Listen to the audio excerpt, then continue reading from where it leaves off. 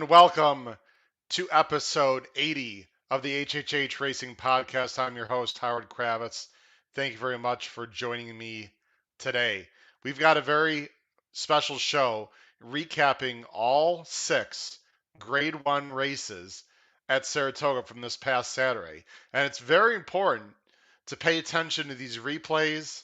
And I'm also very interested to hear what you have to say. So please make sure you, first of all, subscribe by hitting that button on the bottom right hand side of the screen. And then also make sure you hit the notification bell so that you know when new content arises. Follow me on Twitter at HKravitz. You can see on the name tag. And on the scroll on the bottom, you can see my email address, hkravitzhorse@gmail.com.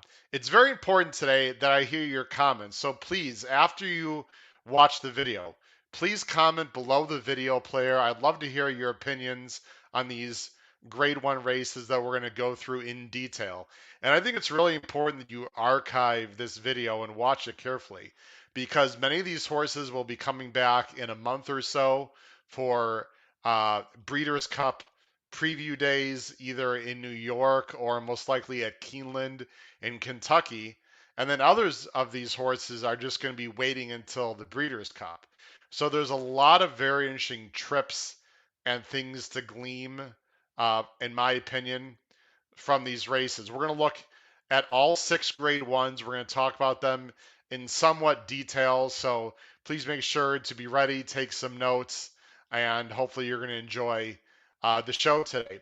Later this week, this Thursday, we'll have a live stream at the usual time on the flagship show, 8 o'clock Eastern on Thursday. Guests to be determined.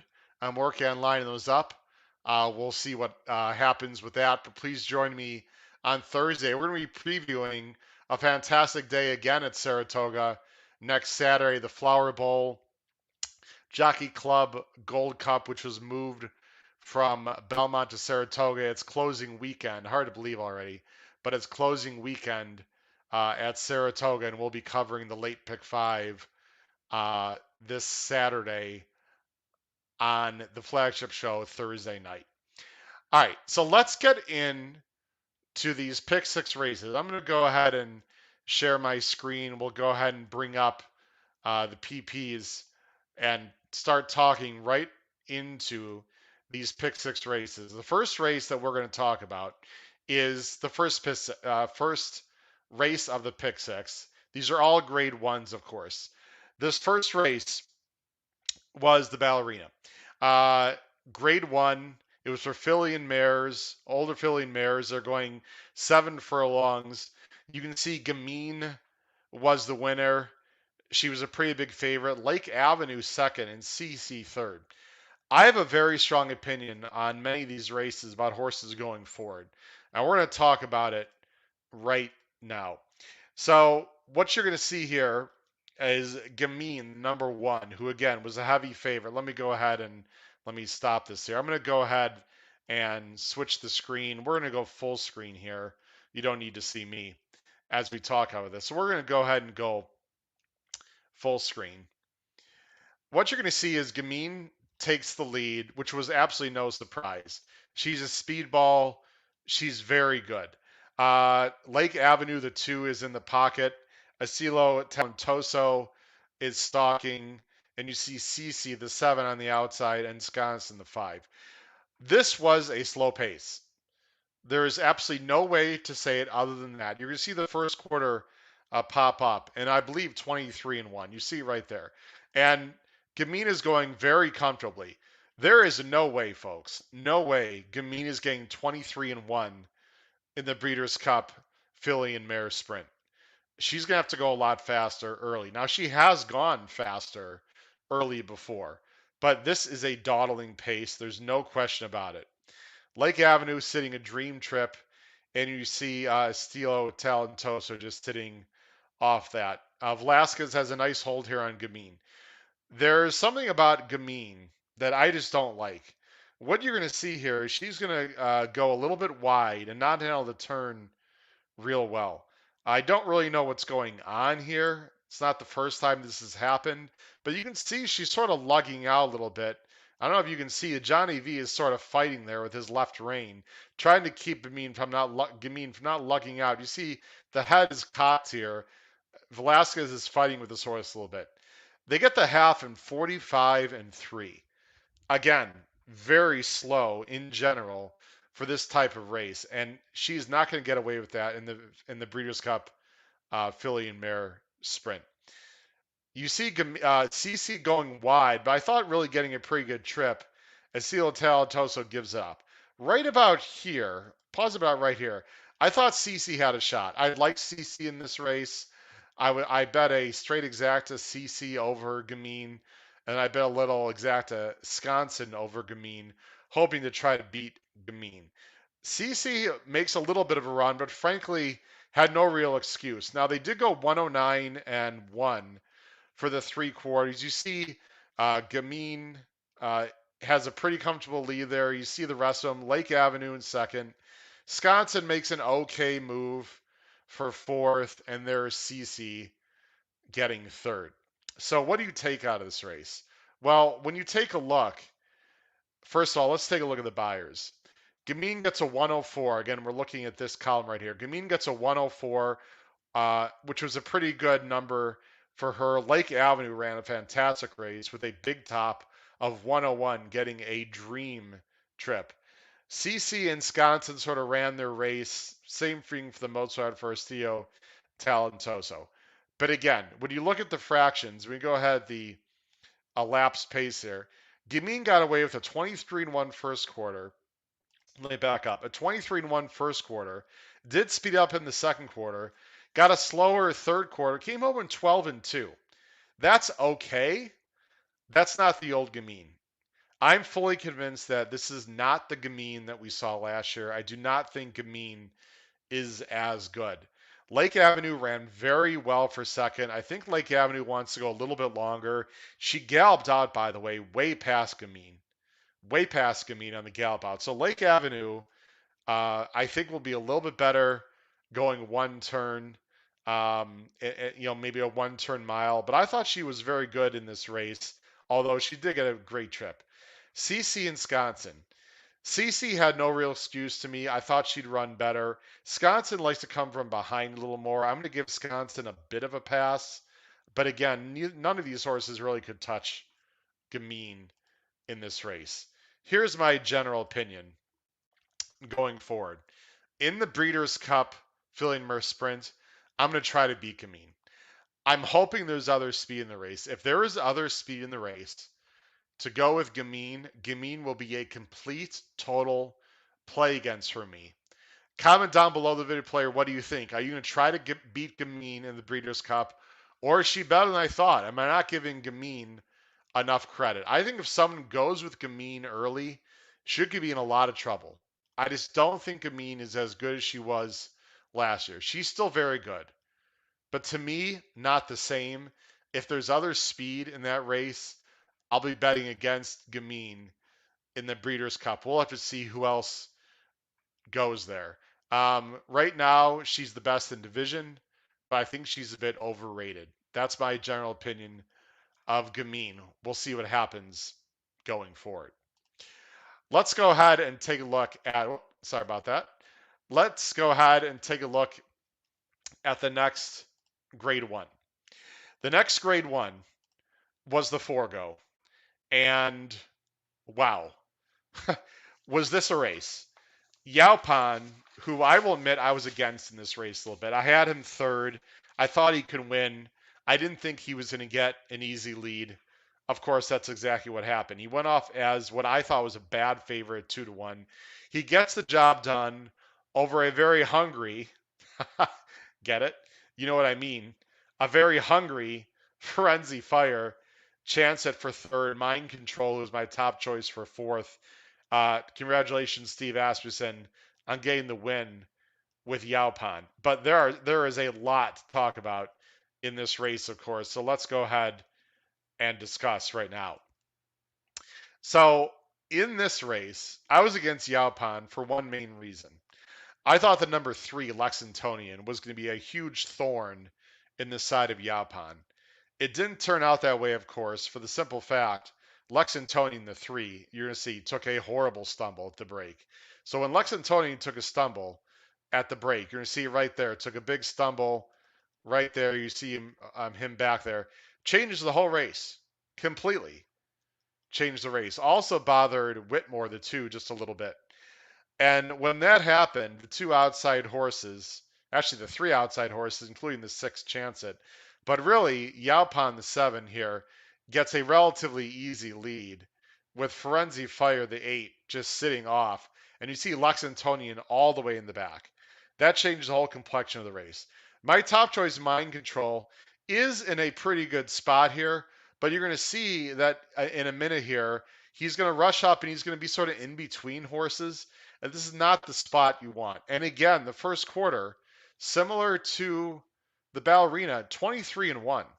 Actually, 23 seconds, excuse me. 23.1. That's slow for these horses. Again, a slow first quarter. It's hard to make up ground when you go slow early. And that is what happened. There is no way, no way, Yaupan is going to get away with a 23-second first quarter in the Breeders' Cup Sprint. That is not going to happen at all. As we go forward, you see Frenzy Fire sitting a Sweet Trip in second. Mind Control is in between horses in a very uncomfortable spot. You see Chance It, Doubly Blessed. Lexingtonian is now trying to make a move on the outside. Whitmore in his traditional spot there in last. You see they go to a half again. 45-3. That's slow, folks. That is slow. For these horses going 7 on this track, slow. Frenzy Fire moves up. There's really not a lot of movement again for the back of the pack. And here's where things get absolutely crazy. By the way, Mischievous Alex, the 1, who I thought was also interesting in this race, was just not very good. He didn't fire. He's not as good as he was in the spring. Maybe the campaign is getting to him. I still think he's better on the outside of horses, but Mischievous Alex is not going the right direction. I'm not sure what they're going to do with Mischievous Alex going forward. As we are on the race here, you see Yaupan, they go very wide. And you see, again, here's Mind Control, and you see the 2 horses can be battling to the wire. Yaupan and Frenzy Fire trying to win the Forego. And here's things get really crazy. I mean, crazy. Right about here, I really thought Frenzy Fire was going by. In fact, if Frenzy Fire doesn't sort of pull his act he's about to pull, I thought he was going to win this race. I did not like him at all in this race, to be honest. I didn't use him one bit. I didn't see how he was going to get the right trip. I didn't think he was as talented as some of these others. He obviously got a fantastic trip and ran well. But he was hungry. And right about here, what in the what? What? What are you doing? He took what? What? what? Frenzy, what are you doing, buddy? He tried to savage Yaupan? Wow. What in the world was going on there? I'm sure you were thinking the same thing I was. As Frenzy Fire tries to take a bite out of Yaupan, try to grab his bridle, couldn't do it, but look, he still comes on, and he only loses by a little bit. We'll just watch this again. I know you've seen this a million times already, but Frenzy Fire looks over and says, I'm going to take a bite out of you, and tries a few nibbles right here. I mean, that's unbelievable. Unbelievable. Somehow he's still fighting him. Somehow Yaupan holds on. Now right here, look, he's about a good half length back, right?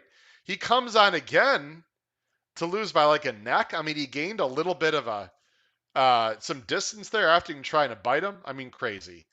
You can see that Chance It comes third and Mind Control came in fourth. I thought Mind Control actually ran okay, considering the circumstances there. You see there's Whitmore and Mischievous Alex. Whitmore was vanned off. Apparently he is okay. And they finished in 121 and 3. Just a crazy race. I mean, crazy. I don't know what to say other than that. Let's look at the buyers here. Yaupan receives his buyer top, a 103. Frenzy Fire, also a big race, 102. Chance It ran well. Mind Control ran a 97, perfectly fine. Whitmore digressed a little bit. But again, when you look at the incremental pace, Yaupan went 23 and 1, third quarter 23 and 2, and again they finished in 12 and point 5. And Chance actually ran just they all have very similar final times. No one really moved from the back of the pack at all. Again, I'm going to say it one more time. To me, this is a repeat of the ballerina.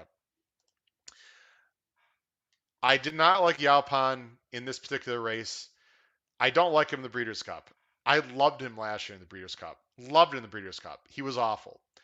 He maybe he's better this year than last year, but again, he's going to have to prove to me that he can get to the lead in fast fractions and fight off really good horses.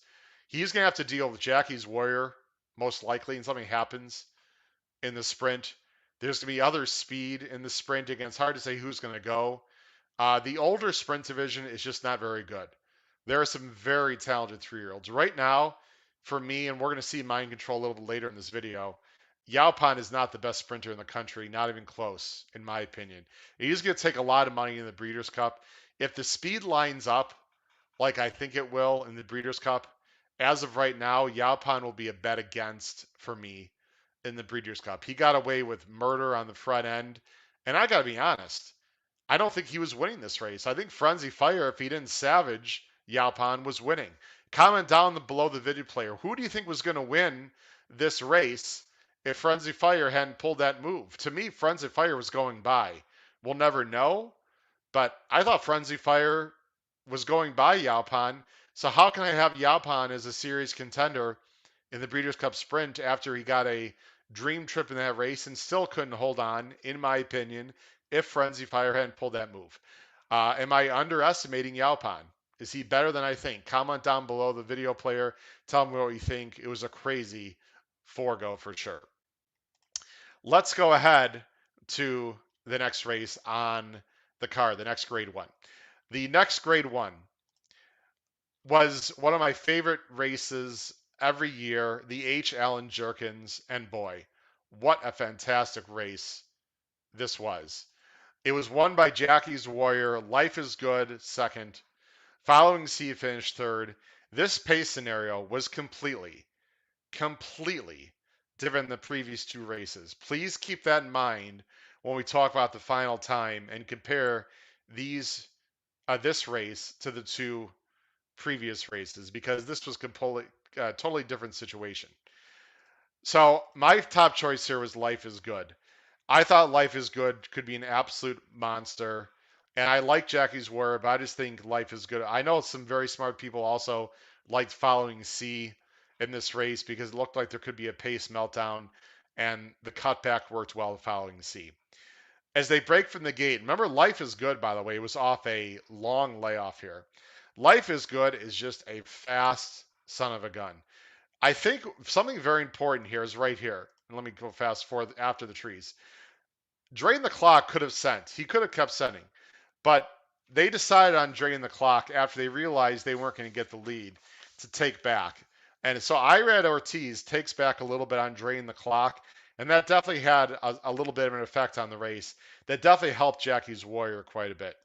But you're going to see right here, Life is Good is actually faster than Jackie's Warrior, which is really saying something, considering I think Jackie's Warrior is one of the fastest horses early in the country, if not maybe the fastest. Look at this first quarter, okay? Sub 22, 21 and 4. This is more than a second faster than the previous two races. Now, usually 1 second is approximately 5 lengths, roughly speaking, 4 or 5 lengths. They went at least 4 or 5 lengths. I'd say more like 6 lengths faster than the previous two races. So think about that. Jackie's Warrior and Life is Good went a good 5 to 6 lengths faster early than Yaupan. When you think of it in those terms, that is amazing how fast they were going in this race compared to how fast they went in the forego. Now, Life is Good is not on the rail, obviously. He's in about the 3 path. Jackie's Warrior stays on the inside. You see Following C getting a pretty good trip, but again, he's going to be in between horses as judge and jury shows a lot of speed also, and you see the others in behind. You're going to see the half here, and they are flying. 44 flat, 44.16 to the half. Remember the half of Yaupan and the others was like 45 and change. Again, a good 5, 6, 7 lengths faster than Yaupan and Gamine. Of course, Gamine won't be facing these types, but faster than uh, Yaupan and Ferenzi Fire. That is much, much faster and a brutal set of fractions. Life is good. You can't see here, but life is good as getting out. Life is good as out in about the 3-4 path, and Jackie's Warrior is still on the rail. You get a better view here as they turn the corner. You can see right here, life is good as wide. Now, life is good had some issues in California of bearing out. Supposedly in his workouts, he was not doing that. Todd Pletcher said he was staying on the rail. There were no issues. Was Mike Smith on Life is Good concerned that he was going to do that again? I don't know. But certainly Life is Good lost some ground here on the turn. Meanwhile, Jackie's Warrior stays on the rail. Now, I have a lot of friends talk about it. Right here, you're going to see, I'm going to go ahead and pause it. Right here, Ricardo Santana on Jackie, or sorry, this is Rosario, my bad. Joel Rosario was getting very busy on Jackie's Warrior. Meanwhile, Mike Smith was just sitting. Did they not want to expend too much energy on Life is Good and save him more for the next race? Does he not like the whip? Was it a miscalculation by Mike Smith? These are all questions that you have to answer. But clearly, Joel Rosario was getting busy. Meanwhile, Life is Good and Mike Smith was not. You can see it right here, especially. I mean, Mike Smith gave him a little bit right here. Mike Smith is handwriting, and meanwhile, Rosario is asking. You can see right there, asking vigorously, whipping. Mike Smith hasn't even really gone to the whip yet. He's just sort of showing the. Now he starts showing the whip, and now he starts asking. And now, Life is Good is coming on again. I mean, he was a good length behind. Look at this 3/4, by the way, 108 and 1 for the 3/4, blazing. Remember, Yaupan for the 7 furlongs went 109 and change. So there's still a good 3 or 4 lengths ahead of Yaupan at this point, according to the fractions. And you see right here, I actually thought Life is Good was going to win the race, but he can't quite get there. Flattens out just a little bit at the end. Jackie's Warrior wins in a fantastic race by a neck. You see it's several lengths back to Following C, who never had a chance. A fantastic race for sure. Two of the fastest horses in the country by far. You can see the buyers here. Jackie's Warrior gets a career top 107. Life is Good, another huge number, especially considering off the layoff, 106. Following C, to me, a bit disappointing there in third. You see the incremental paces here. Jackie's Warrior went a 22 flat, followed up by a 22 and 2. And that third quarter was almost as fast as the third quarter the Yaupan won after they went much, much faster in the middle half. Life is Good. Look at his first 2 quarters. 21 and 4, 22 and 1. Obviously, he slowed down after that, but here's what I thought really interesting. Take a look at the final eighth. Life is Good, pretty much the same, but did go faster than Jackie's Warrior in the final eighth. Absolutely amazing to me. These are two serious, serious, serious horses. Now, I had a lot of people, friends of mine, people on Twitter, say that Mike Smith cost Life is Good the victory. I have to get some more information on exactly what happened. I don't think it was a miscalculation by Mike Smith. I got to be honest about him not going to the whip early enough. I think either he thought he was going to win the race outright, or they didn't want to just completely empty the tank on Life is Good. What I'm most concerned about with Life is Good is that he continues to go a little bit wide and drift. I think that extra ground that he lost cost him the race. It looked like on the backstretch he could have taken the lead outright. Excuse me. I would have liked to see Life is Good take the lead outright and then go over to the rail and make Jackie's Warrior go around him. If that would have happened, I think Life is Good wins the race. If you want to call that a miscalculation by Mike Smith, go ahead. I'm not sure if that was Mike Smith or the horse. Again, what happened mid-stretch when he was just handwriting him, I'll leave that up to you whether that was a miscalculation or whether that was the intent by, Baffert, and or maybe the horse just doesn't like the whip. But needless to say, Life is Good still ran a better final eighth.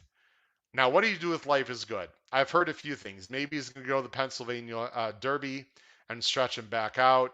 He could go to the Awesome again in California, but Medina Spirit might be going there. Again, it's going to be interesting to see what they do. I would love to see Life is Good run one more time before the Breeders' Cup, probably in a two-turn race. Assuming he runs well, go to the Breeders' Cup Classic. One of the reasons is I'd like to see someone challenging Koenig's Go up front. I like Koenig's Go. I have no problem with Koenig's Go. I just want a fair race, and I'd like to see Koenig's Go get challenged on the front end. So I'd personally like to see Life is Good run well in the next start and then go to the Breeders' Cup Classic. He might also go to the Breeders' Cup Dirt Mile. It's going to be very interesting to see what happens. He is a very good horse. I thought he ran fantastic. Fantastic. As I expected, frankly, off the layoff. Just didn't get the job done. Jackie's Warrior is the best sprinter in the country. To me, it's not even close. He is a complete monster. This was another huge effort. He's run some big efforts. It'll be interesting to see if they run him again before the Breeders' Cup, or maybe they're just going to give him a little bit of break and then run him in the Breeders' Cup Sprint. Right now, he's the Breeders' Cup Sprint favorite to me. It's not even close. That's just my opinion. I think Jackie's Warrior is a good two to three legs better than Yaupan. If you consider Yaupan the second choice, I think he's better than CZ Rocket. I think he's better than pretty much any sprinter in the country. I think Jackie's Warrior is a complete monster. Congratulations to Joel Rosario and Steve Asmussen on their win. Again, tell me what you think below the video player. Did Mike Smith blow that ride on Life is Good? Where would you run Life is Good in the Breeders' Cup? It's in 10 weeks from now. It's going to be fascinating. Let's go ahead to the next grade one. The next grade one was the Personal Ensign. To me, the race of the day. When I say the race of the day, I mean the most exciting, the most competitive, the closest finish. It was, of course, grade one. Latruska was absolutely awesome. Awesome in this race. Nothing negative to say. Uh, Won the race. You can see at, at three-quarters of a dollar there under Irad Ortiz. Took a ton of pressure the entire way. Bonnie South ran a very good second. Royal Flag Dunbar Road 3 and 4. You can see Swiss Skydiver 5. A bunch of things to talk about in this race. So let's just go ahead and jump right to the replay. Uh, I liked Harvey's Little Goyle in this spot. I think Harvey's Little Goyle, who is the 8 horse, was very interesting. I got the price I wanted. I did not get the trip I wanted at all. I thought Harvey's Little Goyle would be coming from mid-pack or maybe behind. I'm not sure the reason why he was sent. I'm sure Saez was doing exactly what Bill Mott wanted. They clearly wanted to get this horse into the game early. Maybe they're just trying to sit right off of Latruska, but it didn't work out that way because Miss Marissa, the 7, was very aggressive. And of course, Swiss Skydiver, to no surprise to me, was aggressive. So you'll see here as they go ahead and start. You see the 4 Swiss Skydiver broke very well. And you see the 8, Harvey's Little Goyle, is being sent, as is Miss Marissa, as is Latruska. This was a very fast pace. And right here, I knew I was in trouble with the 8 because Harvey's Little Goyle right here is 4 wide into what looked like a fast pace. As time go by, the the Baffert horse right here, who Nick Tamero liked a little bit. I personally was against her and she did not run very well, by the way. We thought maybe she could get the lead. I didn't think she was quick enough.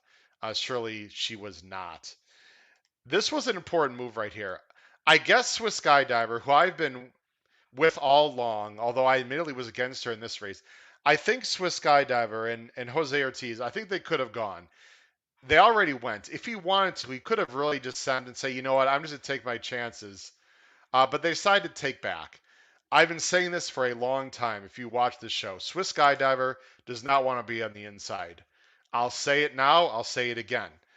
Maybe she's not the same horse. That could very well be the case. But I think Swiss Skydiver is better on the outside in the clear. Uh, Latruska takes the lead, and you see eventually here on the turn, but she takes pace pressure from Miss Marissa, and you can see Harvey's Little Goyle is on the outside there, 3 or 4 wide the entire first quarter. 23 seconds. That is fast. Again, this race is a mile and eighth, right? The other races have been 7 furlongs, and even though this race is 3 furlongs, excuse me, 2 furlongs less than the previous 3 races, Latruska went faster first quarter than those first 2 sprints that we saw. So this is a fast pace for sure. And you see the others, they're pretty far back. You see Dunbar Road in last, Bonnie South on the inside, Royal Flag, they're also third to last. Keep that in mind right here, as the Truska's in the lead. And the horses that finish second, third, and fourth in this race are last, third to last, and second to last here coming up the half mile. That means you need to give a lot more credit to horses that were up front. We'll talk more about that in detail coming up. They're still rolling here. Although Latruska's really doing it pretty easily. Irad, he doesn't, he's got a hold on this horse, the number 6, 46 and 3. This is fast pace. You can see there's definitely some separation here as well between the top pack and the horses coming from behind. Eventually, Miss Marissa, the 7, is going to give it up. You see Swiss Skydiver still on the inside. And Harvey's Little Girl right here, I start getting a little bit excited. Makes that early 3 wide move to get into a nice spot. And Harvey's Little Goyle at this point is running a huge race right to the flank of Latruska. And here come the closers. You got Royal Flag making the first move, and then Bonnie South. Dunbar Road went 5, 6, 7 wide all the way to the parking lot here, making a very wide move. And you see, if Swiss Skydiver, in my opinion, was the same horse she was early in the year, she would have scooted up the rail here. She tried to do it. She just couldn't do it because either Latruska was that good or Swiss Skydiver is not quite the same. 110 and 3 for the 3 quarters. Now, right here, this is where things got a little bit interesting. Swiss Skydiver, again, just cannot, she has room, couldn't get the job done. Harvey's Little Goyle, right here, who was wide every step of the way, made that middle move, starts to flatten out. Here's where you see the closers. Here's Bonnie South getting a fantastic ride up the inside. Dunbar Road, right about here, the one, I thought she had a chance to fall off. Huge upset, go by. Here's Royal Flag. Bonnie South and Franco is able to get through here inside of Royal Flag and Joel Rosario. Dunbar Road starts flattening out there on the outside, and it's a blanket finish for second, third, and fourth. But again, the bottom line is Latruska, who took all that heat up front, still ends up winning the race, while the other speeds that are there's Swiss Skydiver, and there's the other 2 that were up front. So this is a very, very impressive here effort by Latruska. Got a 101 buyer, but really ran much better than that. And Bonnie South, Royal Flag, and Dunbar Road, who all 3 of them got their buyer tops, took huge advantage of the pace situation. Swiss Skydiver checks in 5th. What do I make of this race going forward? Latruska is by far the horse to beat in the Breeders' Cup Distaff. Not even close right now. Monomoy Girl, we're not sure if she's going to be able to come back for the race at all, which is a real shame. She still hasn't run in quite a while, I think since the Apple Blossom. Latruska is the clear favorite in this division right now. Comment down below the video player. Can Latruska lose the Breeders' Cup Distaff right now? At this point, I just don't see it. I don't know who's going to do it because I think she faced some very good fillies in this race. The only one she didn't face is She Dares the Devil. So right now, to me, it's Latruska or She Dares the Devil. I just don't see anyone else going forward. I would downgrade Bonnie South, Dunbar Road, and Royal Flag going forward in their next race. They took advantage of huge pace situation, although they did run well. No question. You have to upgrade Latruska. She ran huge. Swiss Skydiver, what do you do with her? I know this won't happen. I wouldn't mind seeing her in the 7 furlong sprint race in the Breeders' Cup. Supposedly she wants longer. I don't like the way she's running right now. If she got an outside post in the Breeders' Cup Distaff Sprint and just stalked a pace and made a big move on the turn, I think she'd have a big shot. I am very interested to see what they do with Swiss Skydiver. I'm sure Kenny McPeek's going to put her in the Distaff, and I totally understand it. If Swiss gets an outside post and there's some more speed to go with Latruska, I'm not totally giving up on Swiss Skydiver, but I'm starting to wonder now. Maybe she's just not the same as she was, which is a real shame. Hats off to Latruska for a monster effort in the personal ensign. We got 2 more races left that I want to talk about today. The Sword Dancer. The Sword Dancer, grade 1, of course. They're on the turf, 1.3 miles, won by Gufo, a horse that, frankly, I've not loved this year. He did run well in this race, but he did take advantage of a very fast-paced situation. Japan, the invader from Europe for Aidan O'Brien and Ryan Moore, had a tough luck second. Cross Border third. Rock Emperor, the horse I liked in this race, along with Nick Tamero. This horse is just an absolute puzzle. Ran fourth, ran okay. We're going to talk about his trip in a minute. Tribuvan and Channelmaker finished fifth and sixth. Certainly they battled each other, which it looked like might happen on paper, and that hurt both of them going forward. Let's go ahead and watch this race. We're not going to talk about this race for quite as long. There are 2 things in this race that I do want to mention, especially from a replay standpoint. Channelmaker, the number 4, was very aggressive, like we thought he would. And I'm glad to see the aggression, frankly. Manny Franco, excuse me, would not let Tribuvan get away with an early lead. I don't blame Flavian Pratt here on the 1 at all. You see Flavian takes back here on the 1 because Channelmaker was just intent getting the lead. And right here, I thought the number 3, Rock Emperor, who's my top choice, was sitting in a dream spot. By the way, 23 and 1 for the first quarter. I want you to think about this now for a second. Channelmaker went as fast in this first quarter, not as fast, sorry, but not much slower than Yaupan and Gamin. I mean, think about that. Yaupan and Gamin went, 23 and a tick. And Channelmaker going 1.3 miles on the turf into a turn went just, I don't know, a length or 2 faster at the most. Again, that just shows you how fast this early pace was and how slow the first 2, the Ballerina and the Forgo, was early. Right here, I thought the number 3, Rock Emperor, was in a dream spot. It's what I imagined. You see all the other horses there running back comfortably. Gufo is in last right now in that yellow cap there with Crossboard on the outside. And you can see Ryan Moore tucking in here with Japan. They slowed it down a bit in the second quarter, but now they're starting to run more comfortably. You see 48 and 3. Now, this is where things got weird. I want you to watch Rock Emperor very carefully because, again, going forward, I still think he's going to be interesting at some point, although I did sign my divorce papers on him. He was rank, and I think the reason why that Irad took him to the outside, you see he's pulling right here. Irad didn't want to fight him anymore, so he's pulling, so I took him to the outside. What I don't like, though, and don't understand, is he's like in the 4 path. I mean, I didn't understand. He could have been like right here where my arrow is, or it could have just stayed tucking in.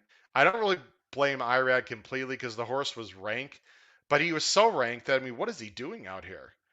When I say he, I really mean the horse more than Irad, to be very honest with you.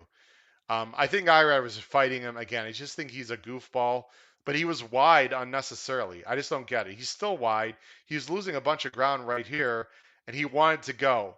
And the number 1, Tribuvan and Pratt, sees that he wanted to go, and this quickened up the pace.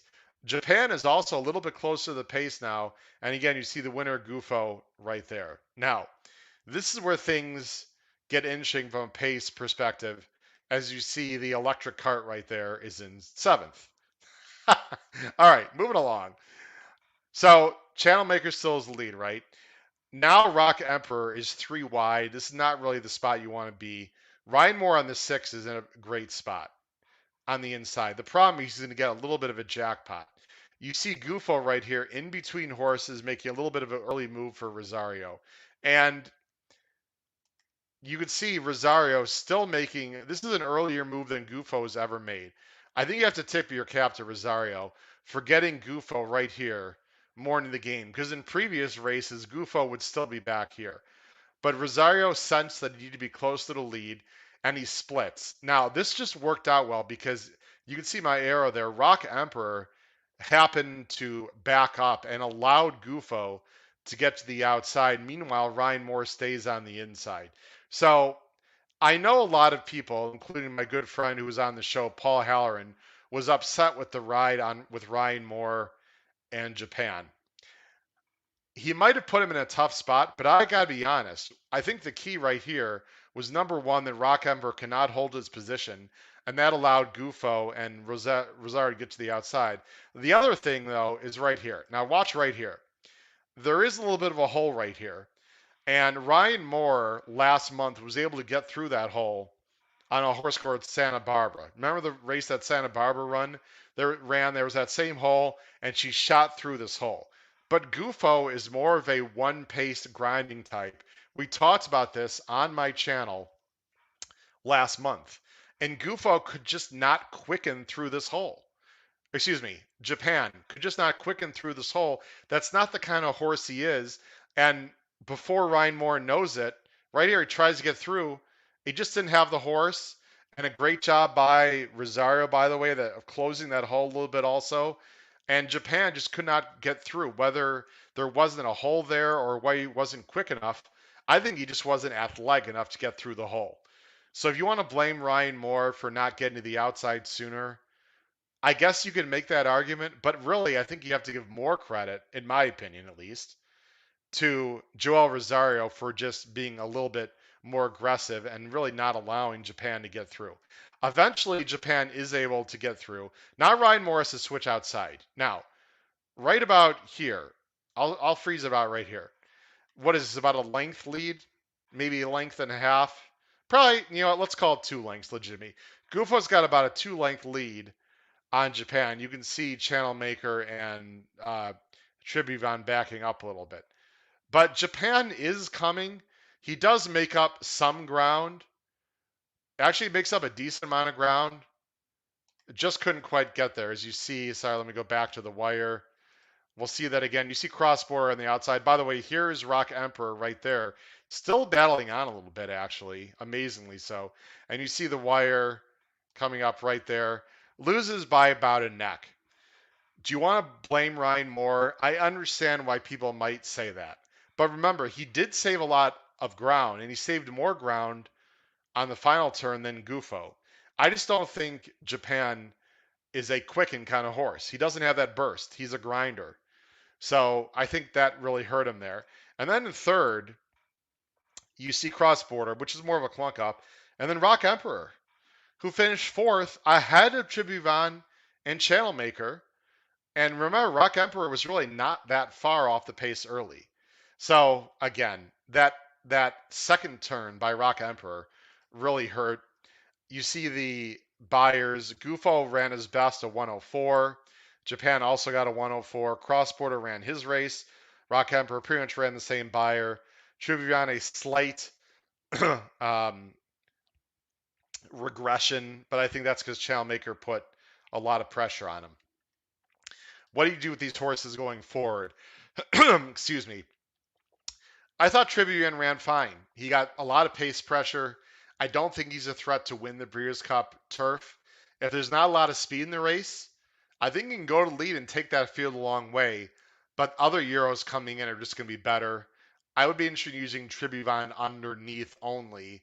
And that's, again, only if a horse like Channel Maker does not go or there's just not a lot of speed in the race. I do not want Gufo coming out of this race. I know he got his buyer top. I thought he took advantage of a very fast pace. No matter who's in the race in the Breeders' Cup turf, there's just going to be much better horses. I completely am against Gufo in the Breeders' Cup. Let me just leave that. Rock Emperor is not a Breeders' Cup winning horse, but I think there is a spot somewhere for him. I don't know. One of these days, he's going to win at like 8-1 or 10-1 if he just figures his stuff out and just gets the right trip. I'm off him right now. I've signed my divorce papers, but I will pick him later on if there's a spot I think he can still win at. I still think he's talented. I just can't lose any more money with him. He's just a complete goofball. Uh, the Breeders' Cup turf is going to be won by a Euro. I feel very confident that not Japan. It's going to be someone else. Let's go, as we have about 5 or 6 minutes left. Let's go ahead and talk about the race of the day, the feature race, the Travers. The Travers, mile and a quarter on the dirt. We talked about this extensively on my show. My top choices on the preview show was 2-1-3. I thought Essential Quality was just the best horse. I thought he could step up his game. I didn't like the price he was going to be. I thought, along with Nick Tamero, thought that Midnight Burn would get the lead and take them a long way.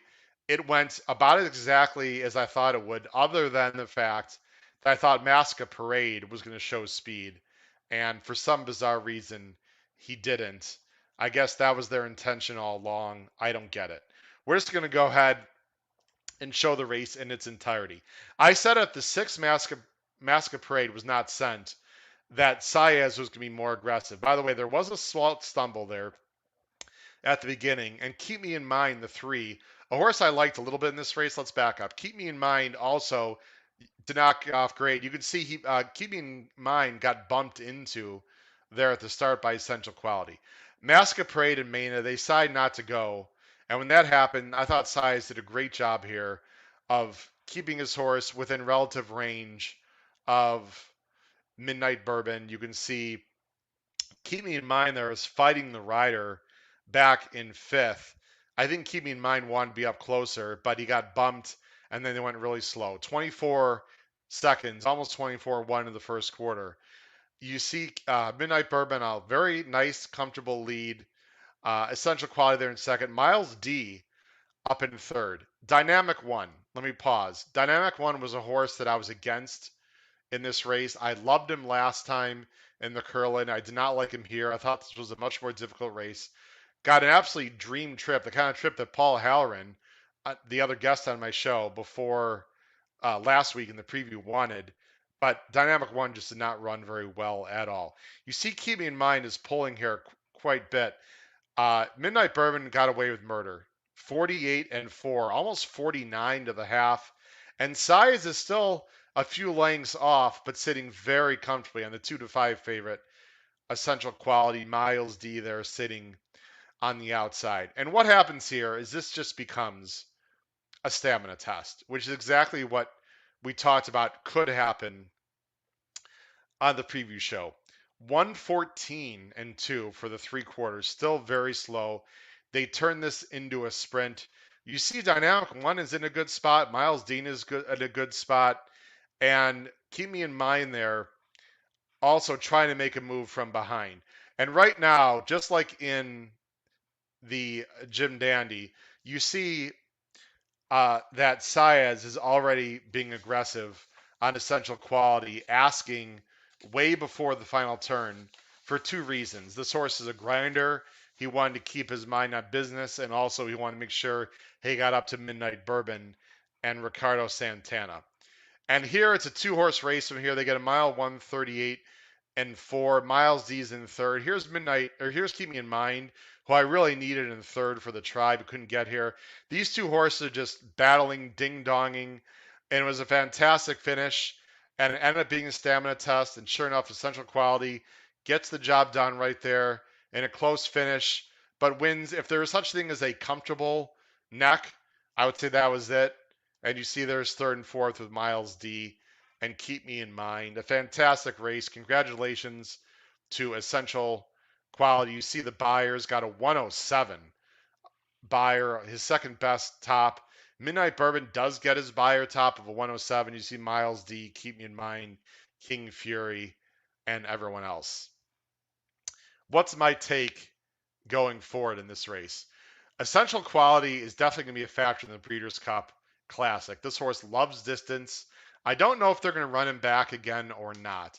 This was a very taxing race. I would not be shocked if they just rest up Essential Quality into the Breeders' Cup Classic. We'll see what they do with him. He is a major, major player in the Breeders' Cup Classic, no doubt about it. He's going to love the distance. He's going to get more pace to run into, which I think is going to be to his benefit. He's just a very, very high quality animal. Midnight Bourbon ran a great race, but again, he got away with a very slow pace and could not get the job done. Granted, it was against the best 3-year-old in the country. What do you do with Midnight Barton?